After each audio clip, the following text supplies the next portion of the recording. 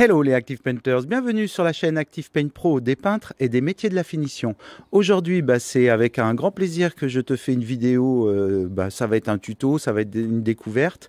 Donc c'est un peu spécial, c'est un communiqué commercial comme d'habitude, puisque je suis toujours en train de montrer ou des produits ou du matériel. Donc aujourd'hui, on va faire plusieurs vidéos. On va faire une vidéo produit avec les produits Algie Pro.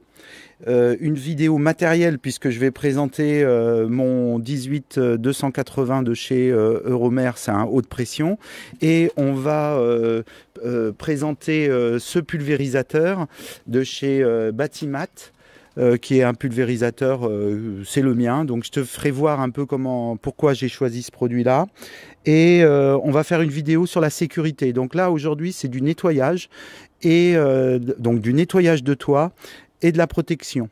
Donc ce que je vais faire, je vais commencer par le tuto de protection des personnes.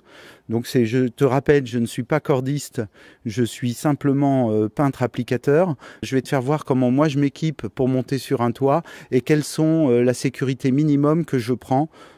Parce que à mon avis c'est important. Sur internet tu vois beaucoup de choses, des mecs qui pulvérisent ou qui peignent à l'échelle et tout. En France c'est interdit de travailler à l'échelle.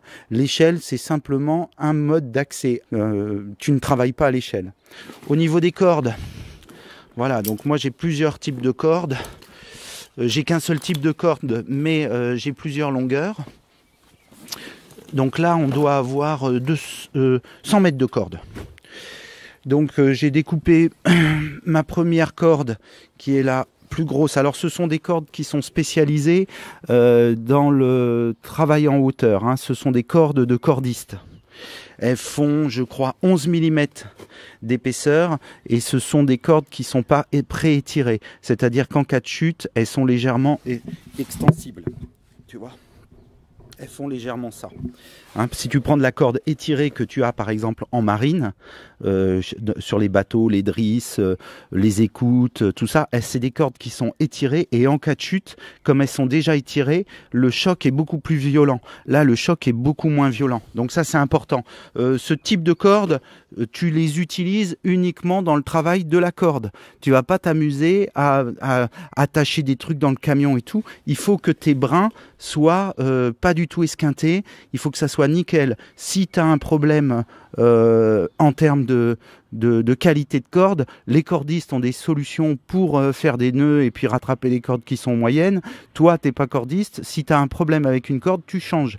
Si tu as 40 mètres, tu coupes là où tu as le problème, mais tu n'utilises aucune corde qui sont légèrement mâchées, esquintées et tout, parce qu'en cas de chute, elles risquent de céder et puis du coup l'effet de sécurité, il n'y en a plus. Donc pour ma sécurité, donc il y a plusieurs types de harnais. J'utilise un harnais, tu as vu, il est dans un sac. C'est pareil, tu le laisses pas traîner. Tout mon matériel était dans un sac ici présent. Tu vois, c'est au stock, mais ça, c'est pas rangé n'importe quoi. Comment? Donc moi, c'est un harnais tout simple, on va dire, c'est un premier prix. Il y a une dorsale et une sternum, je crois. C'est au niveau du sternum, je crois que c'est une attache comme ça que ça s'appelle. Sur ce, j'utilise un produit de chez Petzl, qui est un bloqueur. Non, pardon, ce n'est pas un bloqueur. Ce n'est pas un descendeur. Tu vois, alors je le mets dans la graisse pour pas qu'il s'esquinte. Malgré tout, tu vois, les produits que j'utilise, des fois j'ai utilisé des produits ou de la colle et ça a légèrement attaqué l'aluminium. Ceci étant, il est très bon, il est tout neuf. Voilà, donc ça c'est sécurité à la personne. En cas de chute, ça s'appelle un anti-chute. En escalade, tu en as toujours un, tu travailles avec 2 cordes. Travail de cordiste, tu travailles avec 2 cordes. Aujourd'hui, nous allons travailler qu'avec une seule corde parce qu'on n'est pas sur un travail de cordiste, on est simplement sur un travail de sécurité. D'anti-chute, pardon. Derrière, tu as une dorsale que je n'utilise pas parce que moi, je travaille tout seul et je dirais que c'est pas pratique d'avoir un truc dans le dos si tu t'accroches et tout. Je travaille uniquement devant. Je vais mettre tout de suite mon appareillage d'anti-chute. Donc je n'ai qu'une seule accroche c'est cette toiture. Normalement, il faut plusieurs points d'accroche. Et lorsque tu es... donc là, on est sur un toit avec une pente. Normalement, en Vendée, on est sur des pentes à 17%, 17 degrés, 22%. Ok, donc je prends le son parce que tu as vu, il y a beaucoup de bruit au niveau du vent. Donc il y avait un vent de 40 qui montait, on est passé à 60 km/h. Donc du coup, ça tombait très bien que ce dispositif est posé. Donc le dispositif n'est pas complet puisque logiquement, il faut plusieurs dispositifs sur toiture. Je vais t'expliquer, je vais te faire voir les schémas. Voilà, donc là tu as ton premier schéma, c'est un schéma assez simple hein, qui t'explique comment tu vas pouvoir passer par-dessus le toit avec une petite corde et un petit contrepoids. Et après tu tires tout ça pour accrocher ta corde sur l'arbre ou sur un point fixe. Tu montes à ton échelle donc avec, avec ton dispositif et tu te retrouves sur le toit. Donc ça c'est assez intéressant, c'est le dispositif de base, tu es accroché sur un point fixe et de l'autre côté tu travailles sur ta pente, ça ne pose pas de problème. Le seul souci c'est lorsque tu arrives au niveau des rives, tu peux avoir des chutes. Voilà, donc là tu vois le dispositif que j'ai, ASAP, qui est cette anti-chute qui est très bien. Voilà, donc au niveau des rives, le problème c'est que si tu glisses, eh ben, ça ne servirait pas à grand chose. Donc il te faut un deuxième dispositif pour les rives. Le principe, c'est le schéma du milieu que tu vois. C'est une corde sous tension et qui est à peu près à 1,50 m, 2 mètres de la rive et après tu te déplaces sur la rive.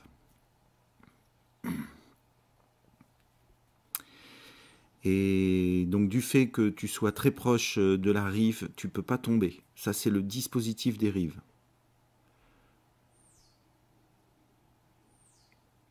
Voilà par exemple au niveau de la dorsale comment tu pourrais t'accrocher avec le même anti-chute que le mien.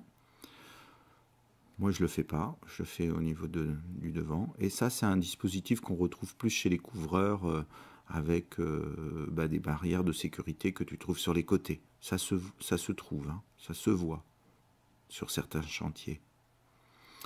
Après, tu as le dispositif avec une ligne de vie sur la largeur de ta pente. Bon, c'est assez classique, mais ça marche bien aussi. Tu as même des bloqueurs qui peuvent être sur 5 mètres, 10 mètres. En cas de chute, tu peux te déplacer sur une certaine largeur. Donc là, tu l'as en réel sur ta toiture. Alors la sécurité, c'est pas une question d'auteur. Hein. C'est pas parce qu'il n'y a que 2 mètres que tu peux pas mourir. Hein. Et c'est pas parce que tu vas faire un dispositif à 50 mètres, ça changera pas grand chose. Voilà le matériel que j'utilise, tu as dû le voir. Donc globalement, il faut plusieurs dispositifs sur une toiture. Alors c'est vrai que la mise en œuvre n'est pas simple. Donc moi aujourd'hui, je me suis entre guillemets pas embêté puisque j'avais qu'un seul point d'accroche, c'est-à-dire cette cheminée, en sachant que ça va marcher à 80 à 70%, puisqu'il y a des parties en cas de chute, et la corde en tension va me refaire tomber au sol, donc ça ne sert pas tout le temps. Mais bon, voilà, tu peux pas toujours faire un dispositif sur toutes les toitures. C'est assez compliqué. Après, il faut mettre des points d'ancrage. Bon, si c'est pour un travail de temps en temps, c'est pas évident de mettre des points d'ancrage aussi. Donc mais ça se fait. Hein. Tu peux mettre des points d'ancrage sur différents éléments et après travailler avec plusieurs cordes, ce qui vont te permettre de gérer plusieurs anti-chutes et de travailler en triangulation. Normalement, il existe des sangles. Pourquoi? Parce que ta corde, elle est beaucoup plus fragile avec lorsqu'elle est sur des angles comme ça, elle est sollicitée, tu peux la couper. Bon, là, c'est pas du travail de cordiste, donc il n'y aura pas de poids dessus. Ici, j'ai mis une corde qui doit descendre. Voilà, normalement ici. Alors, logiquement, j'aurais dû mettre mon échelle là. Tu vois, ici, j'aurais dû mettre mon échelle ici pour pouvoir monter et descendre et je serais monté avec mon anti-chute systématiquement.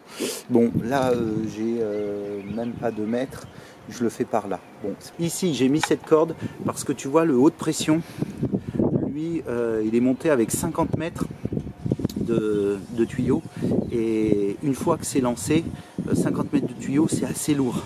Donc je vais attacher mon tuyau à cette corde pour pas qu'il ait tendance à redescendre et m'entraîner et me faire tomber. Cette corde là, celle-ci va me servir pour aller là-bas, là, ici. Normalement elle est assez longue, de l'autre côté, et travailler sur ce point. C'est très important que tu te renseignes sur la sécurité, parce qu'en cas d'accident, si tu as un employé qui tombe, eh bien c'est toi qui es responsable. Bon, je suis en off parce que c'est inaudible avec le vent. Donc je disais donc que le dispositif minimum, si tu es un particulier et que tu vois cette vidéo, lorsque tu t'adresses à un professionnel, évidemment, il utilise des produits, des dispositifs de sécurité. Il faut savoir que ça coûte quand même assez cher et que c'est un investissement. Moi, ce matin, j'ai déplacé... tout ce matériel, il y en a à peu près pour 500 à 600 euros. Voilà, donc ce qui peut expliquer la différence de prix entre un professionnel, un vrai, qui va faire des investissements obligatoires, et quelqu'un qui viendrait te démarcher et te faire du nettoyage de toit vite fait sur toiture avec de la javel. Voilà. Voilà, en cas de chute, tu vois, je glisse et puis d'un coup je tombe, tu vois, comme ça, ah, ça y est, je tombe et ça se bloque. Une fois que c'est bloqué, tu peux plus te dégager. Si tu tombes et que tu es bloqué, que la corde est en tension, tu ne pourras pas te débloquer. Il te faut un autre appareil, un bloqueur, une sangle, un truc pour pouvoir tirer, et tu débloques, et une fois que c'est débloqué, c'est reparti. Bon ben voilà, le dispositif minimum est installé. Normalement le casque est obligatoire. Bon, ça c'est un casque de chantier. Il n'a pas la jugulaire ou la jugulaire, donc c'est un casque que je ne vais pas utiliser parce qu'en cas de chute c'est pire que si tu n'avais rien. Il y a des casques spéciaux qu'il faut que tu achètes. D'ailleurs la prochaine vidéo tu verras, j'en aurai un de travail en hauteur, un de cordiste même, mais bon là aujourd'hui je ne vais pas le mettre. Tu as remarqué que tout le bazar a été rangé, le matériel qui ne sert pas en termes de cordes, mousquetons, est rangé dans son sac proprement. C'est du matériel auquel tu dois faire attention et tu dois utiliser uniquement dans ce cadre de sécurité. Le reste, tu ne l'utilises pas. Tu t'en sers pas pour attacher ou tirer une bagnole. Non, pourtant c'est très résistant, mais voilà. En cas de chute, ton matériel, si tu tombes une fois, tu changes tout ton matériel. Les mousquetons aussi, et ce genre de choses. Il existe aussi plein d'autres types de matériel. Encore une fois, je te répète, je ne suis pas fabricant, je ne suis pas spécialiste. Si tu as des interrogations, renseigne-toi auprès des entreprises spécialisées dans le travail en hauteur, dans la sécurité en hauteur et dans le métier de cordiste. La vidéo est terminée, je te remercie de l'avoir regardée jusqu'au bout. Ce qui se passe, c'est que je vais la scinder en 2 ou en 3 parce qu'elle est beaucoup trop longue. Donc je te remercie, je te mets le lien qui va te permettre de voir la suite de cette vidéo. Et je te dis à bientôt, tu peux t'abonner, tu peux liker, tu peux partager, tu peux me laisser un commentaire. Clique sur le lien qui apparaît pour voir la suite de la vidéo, je te remercie, à tout de suite.